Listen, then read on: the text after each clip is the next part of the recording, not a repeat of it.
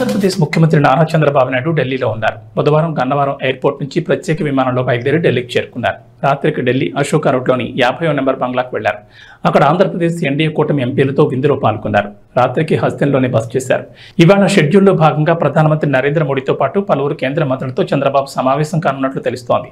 ఇవాళ ఉదయం 10 గంటల 15 నిమిషాలకు ప్రధాని నరేంద్ర మోడీతో చంద్రబాబు భేటీ అయ్యారు. అనంతరం రక్షణ, హోం, ఉపరితల రవాణా, వాణిజ్య, గ్రామీణాభివృద్ధి, పట్టణాభివృద్ధి శాఖల కేంద్ర మంత్రులను కలవనున్నారు. శుక్రవారం కేంద్ర ఆర్థిక మంత్రి నిర్మలా సీతారామన్తో సమావేశం కాబోతున్నారు.